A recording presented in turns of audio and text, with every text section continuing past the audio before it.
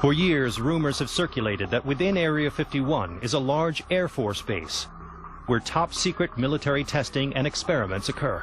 Area 51 probably has Aurora aircraft, the successor to the SR-71. I know it's got a lot of, they're called unmanned aerial vehicles. These are these remote-controlled devices, which can even fire rockets. Area 51 is exempted from federal, state, interstate, and local environmental laws. And when questioned, the government's response is no comment. There's quite a bit that happens just over the mountains here. You see military exercises, you see flares, you see airplanes, helicopters, unmanned vehicles. Other than that, you see things you can't explain. It's difficult to locate Area 51 since it's not on any map. The airspace over the area is heavily restricted and high fences surround the perimeter. Trespass here at your own risk. If you're on the ground, there are sensors all over the place to pick up motion of things that shouldn't be there. And as one guy called them, the camo dudes, guys in camouflage outfits in their jeeps will come traipsing after you. If you're in the air, they will send fighters up after you. The helicopters have some serious armament. When they shoot you, you're going to be dust. But there's one rumor that always generates the most excitement.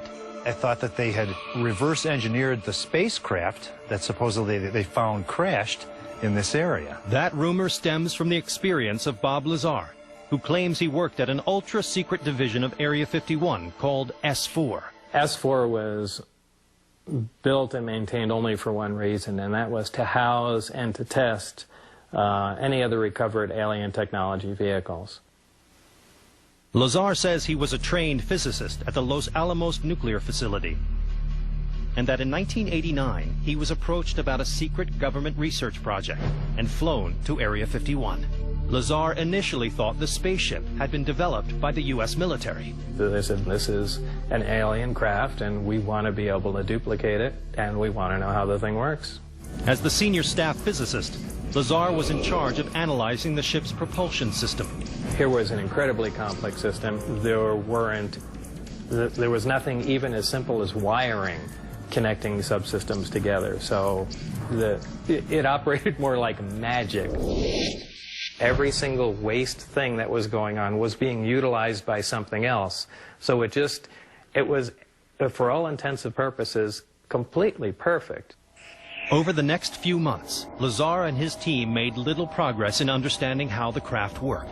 We were dealing with something that could have some just fantastic impact, but at the time we didn't even have the slightest chance on how to duplicate the system or really even understand what was going on. It wasn't your typical day job. Lazar would get called into work erratically, sometimes late at night. After 6 months, the calls stopped coming.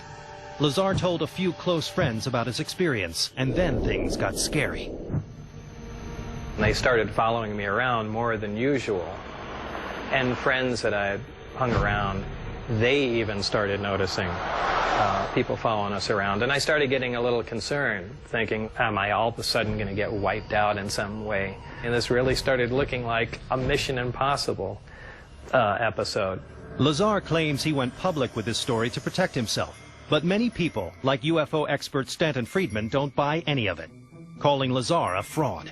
He isn't a nuclear physicist. He doesn't have a degree from anywhere. Didn't go to MIT or Caltech, as he claimed. That he didn't work for Los Alamos. He worked at Los Alamos for a subcontractor.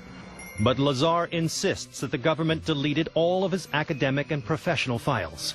They've gone to great lengths to discredit everything that I've said, and successfully so in many respects. Something they always told me, it's one of the easiest things to keep secret because it's so unbelievable. And that really is true. If I heard this story from somebody else, I don't think I'd buy it. It's pretty far-fetched. Only the government knows for certain if Bob Lazar's story is fact or fiction. But the truth is